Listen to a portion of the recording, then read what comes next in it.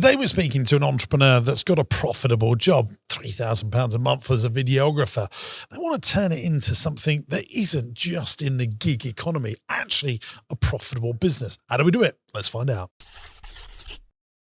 Hey JB, welcome back, and hello campers to the business broadcast. Hi-ho, everybody. This is the business broadcast, the podcast designed to help grow your business, and we're going to try and grow Oliver's business today. We are indeed. Have you spoken to him before? Yeah, I had him a little pre-chat chat. Yeah. Lovely fella, based in Essex. I see in one of his video montages, little nice shot of Baddow House.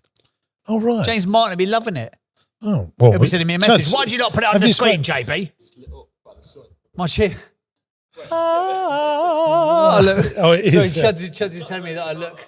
Can't do anything about it. The sun always shines on the righteous here on this podcast. Maybe we just offer Oliver a job to come work for us. Hey, you never know. I did actually say that to him before we started. I was like, I've got a solution to your problems, Oliver. Come work with me. To you? Yeah. I thought you weren't employing anyone anymore. No, I've changed my mind again. Oh, obviously. I'm going to go again. By the time... Bigger, better than ever before. Funny. By the end of this week, JB would have launched 7 more podcasts. I will have done. I've got 2 launching this week. I've got one that comes out today. One but with you in it? Tomorrow. No, not with me. No, I mean with you in it. That's why they're not assured of success, because I'm the kingmaker. That's what they call me. Are you seriously thinking about growing your business again? Yes. What are you shaking your head for? You just don't know what you want, do you? How have you managed to stay with one woman this whole time? Sometimes you know what side your bread is buttered on. There we go. Tell us about the business, though. Okay. OliverJamesCreative.com, and it is, how long have you been trading? It has been trading for just over 2 years. Oh, let me ask. Estimated monthly revenue? Do you remember we used to do this? Yeah, we did. He's doing about $3,000 a month. Does he have any team members? No. And if so, how many? No, he doesn't. He's just by himself at the moment. What's his biggest challenge? Biggest challenge right now is that he does not have a predictable income. Does he have any team members? You've already asked me that, and I already told you no. We're down on the challenge bit now. Right. What's his... Oh, right. Yeah, of course. The second challenge. What's the second challenge? I'll leave you to do on your own. Finding retainer clients. Third biggest challenge being a time for money business. He has been listening to the pod, listening to your content. He knows that he should not be in the time for money game, but he's in it right now. Talking about retainer clients. So you're in a similar sort of space. Very difficult, isn't it? It is tough. I mean, I was speaking to 2 ladies that I think a lot of, and they've got a very profitable business, making over £1 million a year. I was talking to them this morning. They're starting a marketing agency that's specific for the space they're in. Mm-hmm. They are specialists, which is a big tick in that space. Yeah. And if you read the book to Build to Sell, brilliant book, it talks about that. Book. They think they're just going to get loads of retained people paying £1,000, £1,500 a month. And I said, they will have unrealistic expectations. 100%. And they'll go, well, why is my business not bigger than Apple by Christmas? Yeah. And it's difficult, very difficult. We've had it this year. We've had our best year ever, like turnover wise. Doesn't mean you end up keeping any more money. And doesn't mean you can hold on to the clients any longer. The average churn rate is still about, doesn't matter what you do in client services, making content, if it's not a put £1 in to get £2 out paid ads game, the cycle for a client, average client, is going to be between 10 to 13 months from what we've seen. So every 13 months you have to go and find another client, which is fine if you can go, well, the average client value is 1,300 quid and you spend less than 1,300 times 10 to get them in the first place. But then it's the cost of then having to get a new client and then the onboarding phase and how much more time it takes and all that kind of stuff. We've had it, recently we've had to sack a couple of clients off. And I find myself now in those quiet, dark, middle of the night moments with James Sinclair's voice made, it's about the model. It's not a good model, JB. But it's true. And the model, it is. I think there'll be a lot of our listeners that will be like Oliver. They just haven't picked up the phone to say, I want to come on the podcast and have my business spoken about in front of hundreds of thousands of people. But I think there is a lot of people in Oliver's space. Basically, they've got a profitable job. Yes. Maybe not even a profitable job. Yeah. They've built a job without the trappings of employment. Yeah. Paid holiday. If it goes wrong, you get gardening leave or you get a severance pay. And he's got to go and do the work, find the work, edit the work. His work is brilliant as well, by the way. He's very talented guy. Okay. Which makes it even worse. So who does he want to come work for, me or you? I would That's the big game. if he's got any nous about him, he probably downs tools of his own thing and comes to work with you rather than me, if I'm being brutally honest. So sad state of affairs, isn't it? I'm more of a fan of you than I am of myself. What does that say about me? Not a great deal. But it is being a time for money business. Now, this is my problem. If anyone's thinking about using a marketing agency, I think the specialist marketing agency, not like helping you with editing or production and stuff, I think that is different. If you wanted to create a TV ad, I think you probably would bring in some ultimate experts to help you do that really well. But the day-to-day marketing should be done in-house. And if you're not doing it in-house, you're not doing it enough. Yeah. And then you use the specialist agencies to help you really hone your craft. I think you should have an in-house marketing team and then use an agency to watchdog your team to make sure they're doing all the new trends and doing stuff like that, like a consultancy basis to train, monitor and improve your team and hopefully not steal your staff. Well, one of our clients was having a bit of they were a little bit late, shall we say, on paying a few bills. I was like, I can see a problem coming here. So I was like, look, let me do the right thing by you here, pay what you owe, and we're not hold you to the contractual obligations that we could do, which is effectively going to cost you another bunch of money. I basically had a phone call with him. I said, look, your in-house team should be able to do this for you. You've got 4 or 5 people. Why are they not already doing this? Because they don't know how to. Well, then you've got the wrong people in-house because you're effectively paying them, paying us to do what they should be capable to do. But you're right. It's one of those things that if they can't see paid ads, I think is a different thing because they can see, I tangibly got this amount of clicks, this amount of sales, this amount of revenue. They can see that. When it's like content creation, it's this esoteric thing, which is everything and nothing all at once. What did I get out of it? We got, beneficial brand positioning. Did that put a quid in the till or not? You can't really tell. It's like with PR back in the day when I used to work in the PR space. It's very hard to tell the immediate tangible benefit of PR or brand value, if that makes sense, or expert positioning or being sort of thought of as a thought leader in your space. It is difficult to do that. And I think the challenge with someone like an Oliver is, and he's already ready to be told off for this, he does everything for everyone. So he does photography, videography, weddings, corporate, branding, personal brand, it's exhausting. Shoots, products. I think if you can find a space that you like making content for, and you know how to do it, you do like what Chuds does, Maybe this should be the first ever 3-way podcast. Maybe we should get Chuds live on the podcast. No, but Chuds, just for those that don't know, obviously he makes my stuff, but at weekends he, as a hobby, does street photography and he's making good money from that. And he's not going and shooting weddings, which I think, I know he would hate. Would you, let's bring Chuds in. Would you, if you were not working with Jimbo, would you do like the generalised videography, go and point and shoot brandy? No, I hate to add that. Yeah, that'd be horrible. No, thank you at all. I love making stuff for myself, like street photography stuff, taking photographs. I would be very, very specific about the things I want to take photos of. But obviously when you were younger, you just sort of like make stuff about everything and see what kind of stuff sticks. Well, I made stuff about BMX and skateboarding because that's what I was obsessed with, yeah. And so if you're doing it now, instead of going and getting paid for clients who could pay for you to do generalized stuff. I would make, my world would be about how can I take photographs and see beautiful places. That's what I would do. And you'd monetize that content specific to the niche you wanted to speak to. Yeah. How could I take more photographs? That would be my priority. Wow. What would allow me to take more photographs? That would be the only thing I would think about. So what keeps you on these fair shores then? Just getting to look and film that beautiful face every day? Making YouTube videos encourages me to take photographs and test out new camera gear and geek out on that kind of stuff. Chuds also does like entrepreneurship, don't you? I think that's fair to say, Chuds. Yeah, you like the business. Yeah. I think this might sound really woo-woo, but I am interested in personal development. So I just want to better myself, don't I? And I have loads of fun making YouTube videos. So that's kind of, if I can do that on a weekly, daily basis, then I think I'm winning. Do you ever, because I think a lot of people make a YouTube video, he wouldn't get excited about a cookery program. No, if someone, let's say I stopped working for James and someone went, we'd come and make fishing videos. I'd be he's not going anywhere. Do you see? He just went dead behind the eyes a little bit. No, thank you. Yeah, not at all. No. Right, okay. I just want to enjoy the things I'm making. Yeah. And do you ever, because you get to, I think a lot of people who spend time around him think that they become like mini versions of, I've seen it at like events and stuff. They're like, oh, I'm gonna build it as a profitable enterprise. It works about me in it. I'm like, wow, you're regurgitating the words. Do you ever watch what he's doing and go, oh, I'll have a bit of that?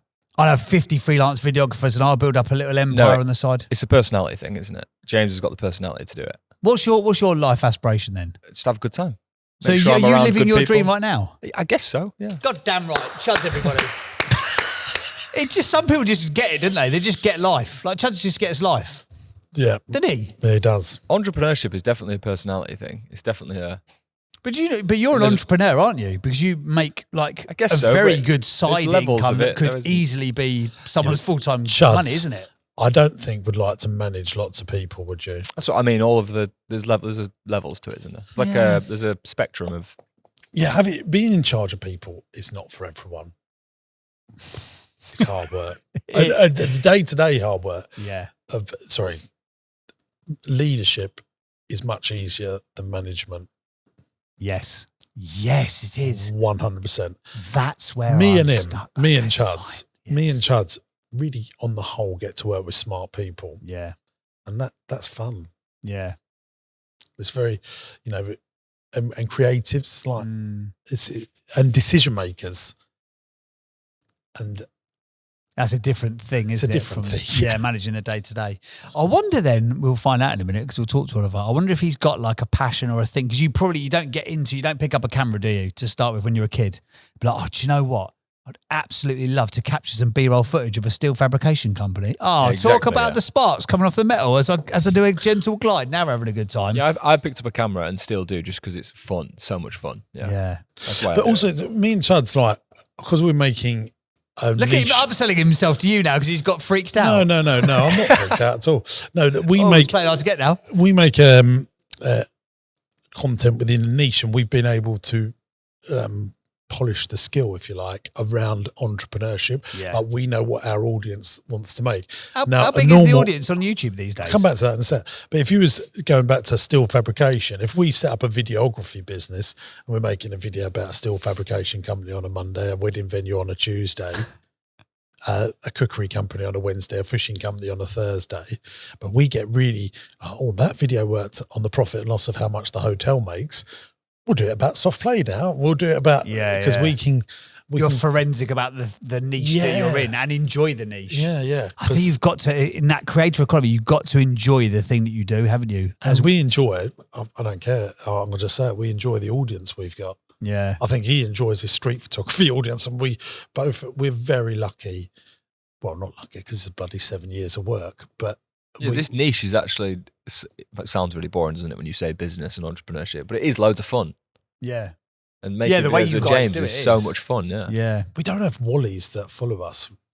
Sometimes on TikTok we do, but on YouTube, on the proper channels. YouTube, the YouTube audience, for anyone that's listening, because this is a videography sort of thing, the YouTube audience are the best audience by a country mile. They're so respectful. They ask really good questions. I think it's just YouTube might be the format it just shows itself in, but it's just anyone that has to consume something that takes more than 5 minutes, then they're probably a better consumer.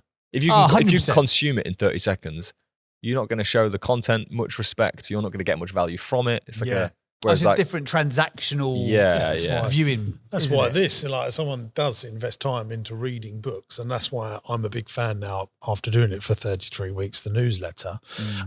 I think I spoke about this on the pod before about Prof G, massive YouTuber, podcaster, but he said on that podcast that I listened to with him, I can't remember whose it was, that he said, my newsletter reading audience are my most loyal video viewers and my most loyal podcast listeners. The best ones are the ones that then go to sign up for the newsletter and really invest into you. So you've talked about this before in terms of like marketing agencies. Well, marketing agencies should be marketing their own thing, like find the thing that you do. If you're good at what you do, like make the thing for yourself as well as doing it for clients. Would you say that for someone like an Oliver, potentially, if you are an incredibly talented, like a street photography videographer, that you do that as well as you do the stuff that pays you? If I was Oliver, my advice, there's no point in having him on now, but let's just get him on. Yeah. Hey gang, we're going back to the pod in just a moment, but I wanted to tell you about Entrepreneurs University. This is a platform that I've created for entrepreneurs and business owners that are serious about growth. There's 100 video lessons from me on everything in business, raising finance, buying companies, property investment, and everything in between. Attached to each video is a downloadable PDF that goes into more detail about what we've learned in the video. It goes one step further than that because I've also put stuff that you won't get anywhere else onto Entrepreneurs University. The lessons go into way more detail, but not just that. You're going to get my business plans, my spreadsheets, and all the files that I use to drive the KPIs in my business.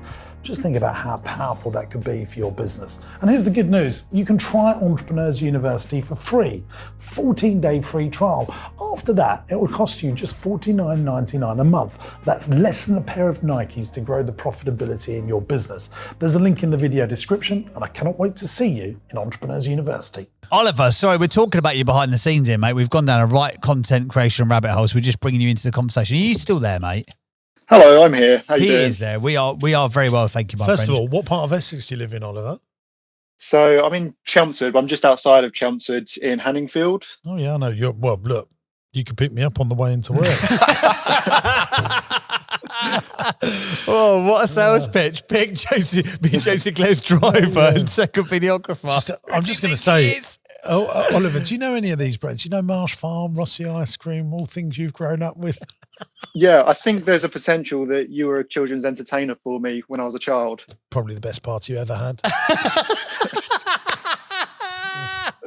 Probably would have been. I'm not joking. No, I know you're not joking. Was the best. I'd love to see some footage. Is there footage of you as an entertainer floating about? Is there? Yeah. Oh, fantastic. Jimbo the Partyman. It's really bad quality though, because I always want to use it for videos and stuff. But it's just almost I'm going to watch it. Almost unusable. That's what I'm doing at lunch. You can speak to your fancy Jimbo bank, the and I'm going to speak to Jimbo the Partyman Facebook page still exists. Does it really? Yeah, there's some. Oh, that's fantastic. Anyway, back to Oliver. Oliver, how old are you, mate? We're not 25. Ages. 25. What are your salary expectations, Oliver? No, Oliver, why is there a thing that you're interested in? Like, you know, Chuds is interested in street photography. Is there anything you're interested in? Is there something, a niche that you go, oh yeah, that gets me going? Yeah, I mean, I kind of dip in and out of what I'm interested in. Like I do quite a bit of street photography as well on the side, which is just kind of for me. Do you know Chuds? Do you follow his YouTube channel? No, I don't think so. Oh, right, Chuds, come on, what are you doing, mate? How disappointed. Yeah. Another subscribe for Chuds there. Okay, right, another. Well, what else though? You said you sort of you go in and out of your focus on the stuff like that. What else do you do that interests you? Like I watch a lot of YouTube content, and so like I listened to you guys talking before. I think like YouTube could be something that. Yeah, I know, but what so you watch business and entrepreneurship content, do you? Yeah, and just like I watch quite a bit of like golf content. Fine, golf's a great one. Do you like golf? I do like golf. Right. Okay. So like we're going to park that, and we're going to come back to this in probably 10 minutes' time. So the issue that you have with your business is, well, there's a couple of bits of homework. I want you to read the book Built to Sell. Oh, so good. Because you're a generalist at the moment. You know, someone says, can you come and shoot my wedding? You'll do it. Someone says, can you make me a business promotional video? You'll do it. Anything to grab turnover and get some pennies in the bank. Which everyone has to do to start with, by the way. Which everyone has to do with to start with. Yeah, even Chuds probably did some of that. Did you, Chuds? You done some weddings in the early days, did you? Yeah, I did loads of odd jobs trying to figure it out, Yeah. But also that you know, once you can, I guess you can use Premiere Pro and you know how to turn on a camera and get all your lighting right and get the sound correct. You've got past that level of skill, yeah. Yeah. So you know, oh yeah, he's got past that. He's good. So you're getting fast and you know what's good and what's bad. So that we've got that over the line. Now we need to become more specialist. All he wants to do is give you a job, but he's got no advice for you, hasn't he? Stay focused here. Yeah, I'm staying focused. Your job here is to give, not take. Yeah, well, I am giving a job. We would. Oh dear, it's hilarious. We would love to see you on Monday for your second round interview face to face, Oliver. That's what I we think love. you find a specialist niche, work for someone, building a business, and then you build a side hustle in a golf niche on YouTube. And I think golf will do very well. And you just make golf videos, and over 5 years' time, you will start getting sponsorship. If you make videos every week, you become a thought leader in the golf space. You interview influencers, and you build a golf channel. And I reckon that golf channel, after 5 years, will easily, by making weekend work and doing stuff, probably get you 3-4 grand a month after 5 years. Think that's fair to say, Chuds? Yeah, definitely quicker than that if you're doing the right thing. Yeah, quicker than that. So, I mean, there are people that are making incredibly more, but the problem is with the independent creators out there. I think we have to be honest with this.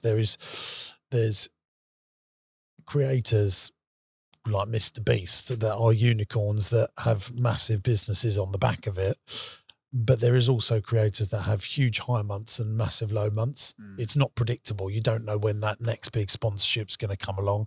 And actually, if it's your only income, you end up taking stupid sponsorships that might be long-term brand damaging. And you want to be able to have the power to say, no, I'm not going to just do that because I'll wait for the better thing to come along in 4 months' time. But we're the same with our channel. Every day people want to, or every week, every other day, sometimes every day, people are saying, James, would you shout out about this particular product or service? And we bat them all away. And we've only ever said yes to American Express, and we're considering saying yes to another financial services company at the moment.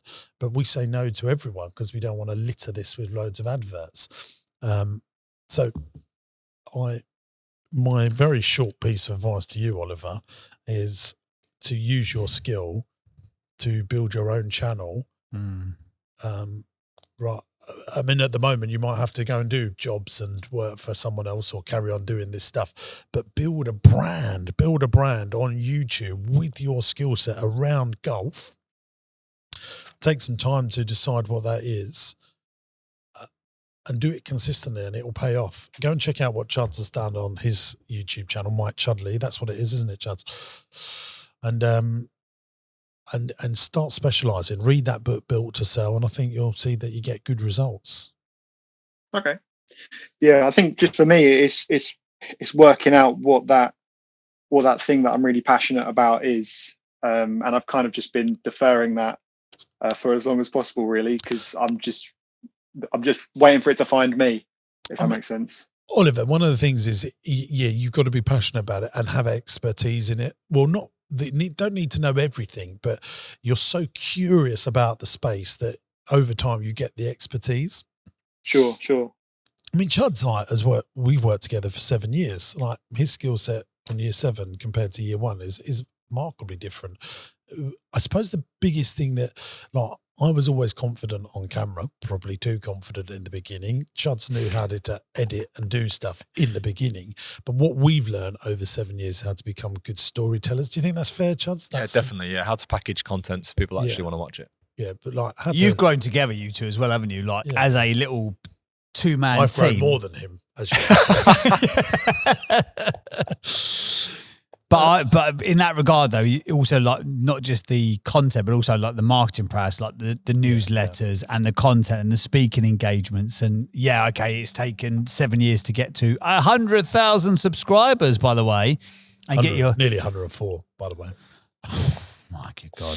And consistency. Consistency, yes. We did not. We have missed a couple of weeks in 7 years, but for very good reason, not because we couldn't be bothered to make a video that way. That's never happened, has it? It's probably easier to probably give it a day. Like, we've never gone more than 10 days or something. Yeah. You know what I mean? We might have missed a 7-day break, but yeah.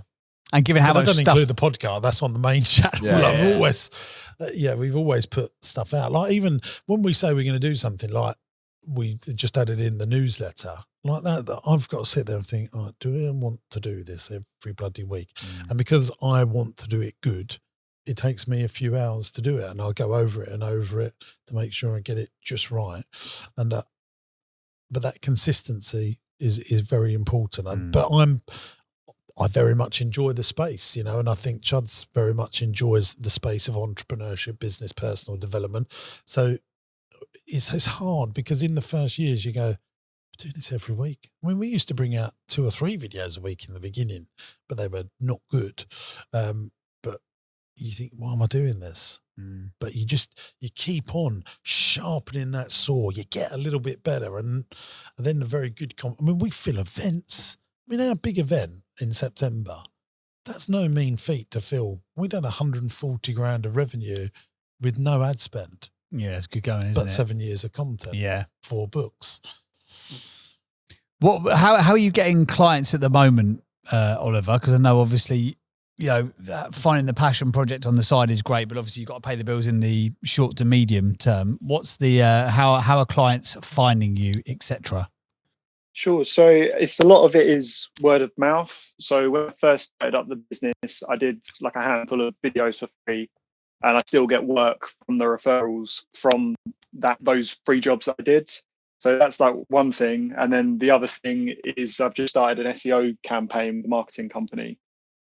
And yes, I'm trying to sort of build. That's only been going for 3 or 4 months now, but I've got a handful of clients from it. So yeah. But let me tell you what will happen, Oliver. You might build this up so that you'll have some mental months where you might do 10 grand. And then you'll have a month where you do 1,500 quid, and it'll average out, and it'll become a profitable job of 40 to 60,000 pounds a year. You'll be traveling all over the show. You'll be waiting to get paid. That is what it is like. And if I had your skill set, the creator economy is a much better economy to be in. Chuds has got something to say. Got some thoughts. One of my best friends is in a similar situation, but he's also making YouTube content himself. So he's building his own personal brand about photography, but he also runs an agency, a photo agency. And when he's been doing that for a few years now, so he's got quite a lot of contacts. And when a job comes to him, he just outsources it to another videographer and takes a cut. Unless it's a really fun gig, then he goes and does it. So he's really into motorsport. He's really into sports in general. So if something comes up, go and shoot the F1 weekend, wherever it is, he'll take it. He'll take it himself. Of course he will. But then in the week when there's a wedding or there's just a very, very regular event on or a corporate gig, he just gets another photographer to do it and spends the rest of his time making YouTube videos. He writes a newsletter. Very similar to what I do, street photography. But yeah, is he as consistent as you were in the YouTube space? No, because he's still probably spending 60% of his time on the agency, on the tools. But I know he lives a great day-to-day life. He's a happy guy. But when a cool job comes through, he does it himself. But when a job that's not so fun, he just gets someone else to do it. And I think that's a nice balance while he's building his YouTube channel. And his YouTube channel is growing, but it takes time, doesn't it? So there's like a weird balance in the medium to long-term period. That's why I like the YouTube space, because it is hard. Yeah. You know, Oliver, what I think you're doing is, if you as an investor, you'd be investing in buy-to-let houses, having what everyone else can do. But YouTube is like commercial property. It's like owning a big warehouse, and it's so much better. It's much higher barrier to entry. It takes time to get some traction, but when it does, it's quite unbelievable. Sure. Yeah, so I do like the idea of it. Maybe come work for me Monday to Friday, and then build your golf stuff at the weekends, and just be around me all the time, and you'll get better by just being in the aura. Vicariously being in the aura, the eye of the bloody storm, more like. Yeah. But I also think as well, Oliver, this whole SEO thing, like you are a very, very talented creator. I think there's probably quicker ways for you to get leads than SEO. Yes, you should be doing it as well, but we just have so many people who come on this podcast, don't we? Like, oh, I've got an SEO agency and let me guess, they're optimizing every page. They're making you do these BS bloody about pages or blog pages. And it just takes so long to get a result. Whereas what you could be doing is marketing yourself through the quality of the skill set that you've already got. The other thing in terms of like the building up your own YouTube channel, what potentially might be a good idea is find someone who you could do a JV with to prove the concept. So maybe you go to You look at what Ben Foster's done, for example, with the cycling goalkeeper or the golfing goalkeeper or the whatever he's built out with all of the podcast stuff that he's done. He's done amazingly well. But for every Ben Foster who is quite willing to shoot his own content, stick a GoPro in the back of the Wrexham goal and film it at the same time, there'll be loads of people who are trying to get into that space who haven't got the ability to shoot and present like he can. And I think reaching out to some of them would be a good idea. And also look at people who are making content that you like. Yeah. So like Fellow Studios, for example, who've got a big podcast agency and they're making loads of other content. They've got a whole, I think it's called 136 golfing brand that they've created. Maybe you do a little, I guarantee if you made like a little reel for them off footage that you've already got and then you sent that to them and said, hey, I love what you're doing. Here's a little 60-second reel. If you ever need a freelance videographer to come on a shoot, I'd love to have a chat with you. I guarantee if you try and open the door in that way and you can get hold of Cal Freezy on LinkedIn, you'll get a foot in the door. Okay. Oliver, tell me about this golf space. What do you particularly like on golf? What do you look on YouTube about? So on YouTube, the content is literally just people playing around and then trying to achieve something with that round. So say the biggest golf YouTuber is Rick Shields. And he's got a series, or he had a series called Break 70, and he goes out and plays, and you want to see him achieve that goal. So it's very sort of goal oriented, the golf video, which is why it kind of makes you keep watching. But yeah, that's kind of what I watch on YouTube is just people playing rounds of golf, which sounds really boring, but they make it quite interesting. But it's a lot of it is to do with kind of the personalities. Yeah, I mean, if maybe what you do then, Oliver, is like my 5 best shots to win a round of golf. Like, I think that, that sort of stuff, those sort of titles and headlines. I think our biggest learn of YouTube is how much marketing and understanding copywriting is so important to get the click, to get people to watch your video, certainly in my space. I just looked at that. I'm on YouTube now looking at golf stuff. It is very much like that as well, isn't it? It's like this iron v that iron and, this club v that club. It's very good copy to make people go, I'm interested in buying that club. And if you start doing that stuff, maybe those people that make those clubs will then start sponsoring you to talk about those clubs and you can have a really good thing off of it. Yeah, sure. It makes sense. I don't think I'd probably go into making videos about golf. Like, I think it's just something that I enjoy, but I don't know if it's something that I'd enjoy making content about. Fair enough. You've got I get that. Would, yeah. Yeah. I mean, I get this is kind of just like an analogy of finding something you're passionate about. Yeah, and, absolutely. It's just exhausting. You don't want to get to 60 years old and I'm doing another wedding this weekend. Sure. It's like, unless that's the thing that you love doing. No, unless that's the thing you love doing. Yeah. I think you've got to also get it. And I learned this from another marketing agency. It's a great idea if you can do it and you're at the point where you can do it. Treat yourself like a client. So, for example, you've said that you spend half of your time is working on client shoots or producing content for them. 50% of the time is running the business. I think, so let's say, for example, your average week breaks down as 5 days. I think you've got to compress the time you're spending on your business or client businesses into the 4 days. And that 5th day, you diarize it and you block it out. That's the day that you're shooting your own content. You put it in the diary and you do not move it like you wouldn't move a client meeting. You wouldn't move a client shoot day. That is in the diary. Plan it in for all of next year, the day of the week that you're going to do. Maybe you do the same day, maybe you mix it up or whatever, and treat yourself like a client. And even if on that day you get to it, you're like, oh my God, I've got so much admin stuff I've got to do and I've got this time pressure on another client shoot, you are not allowed to do anything apart from your own content on that day. Treat yourself like a client.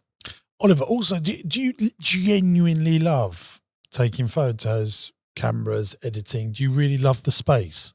I think the thing that I've made a couple of documentaries, like feature documentaries, and the thing that I'm really passionate about is that kind of communal audience experience. Like I've showed a few of my projects in cinemas, and like that feeling of watching something you've made with a group of people, like there's nothing like it.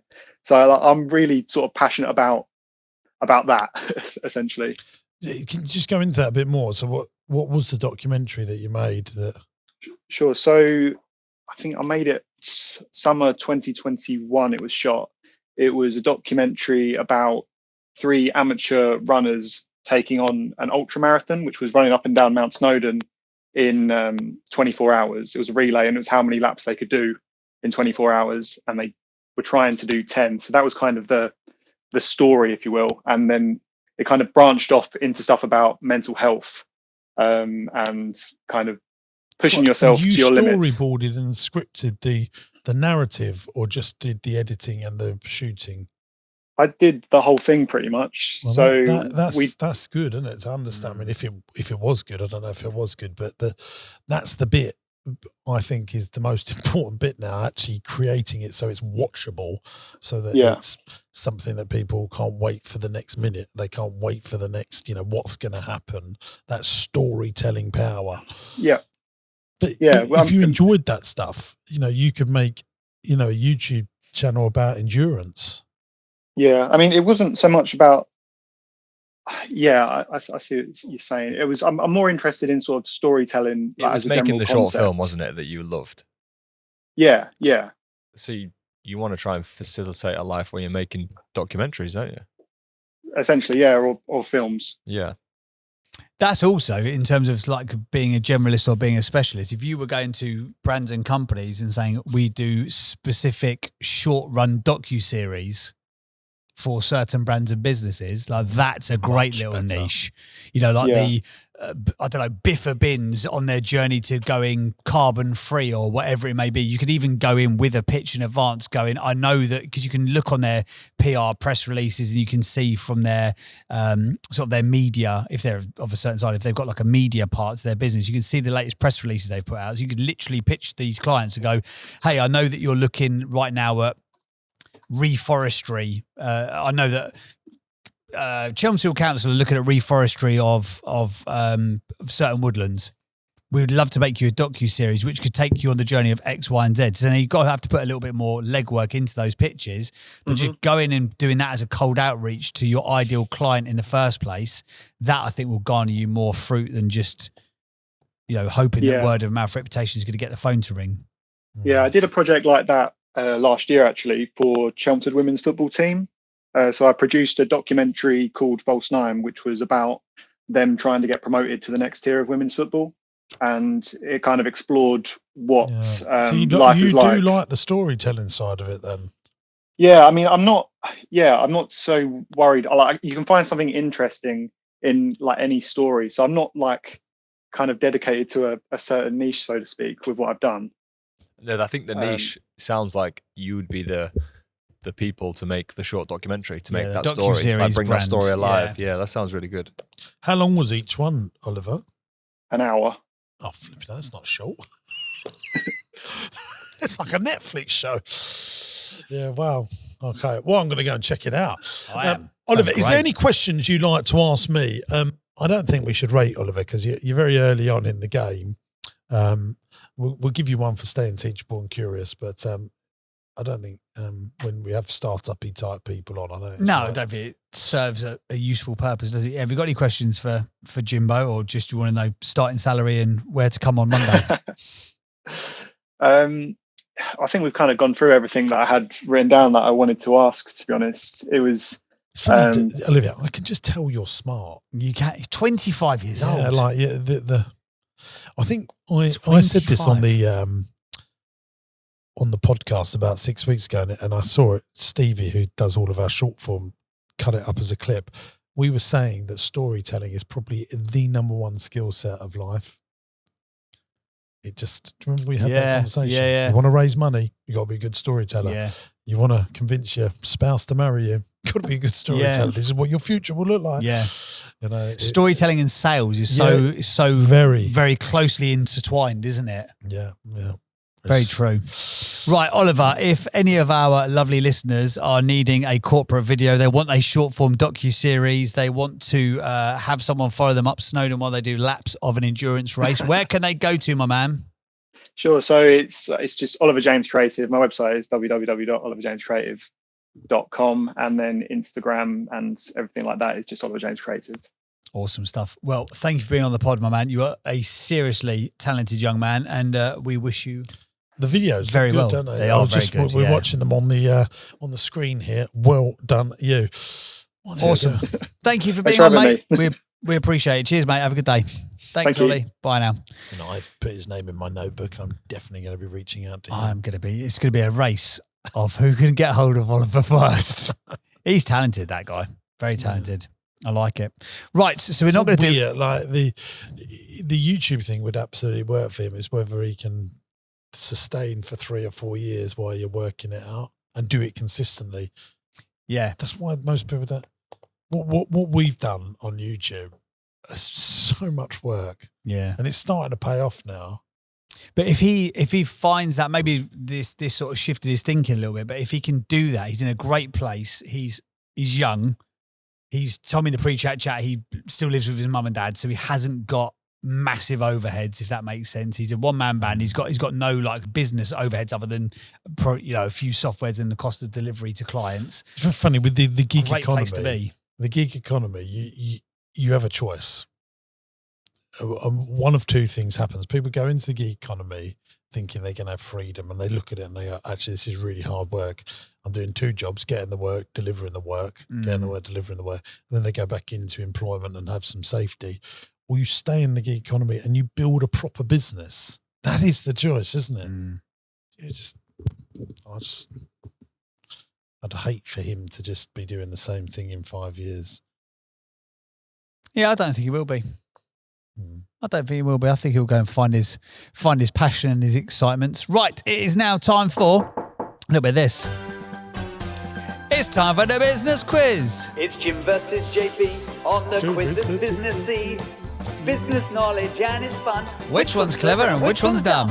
Izzy Wizzy, let's get quizzy. Izzy Wizzy, thanks Chuds. Let's get quizzy. Inside this quizzical folder there is a business fact or stat. Myself, an award-winning entrepreneur, James Sinclair, and street photography legends Chuds Chudleyton take on the challenge every single week, and we decide.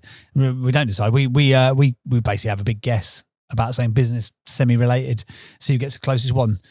Today on the podcast, the question is, as it's coming up to Christmas time at the time of recording, here we go. How much was the Christmas decoration market valued at globally in 2023?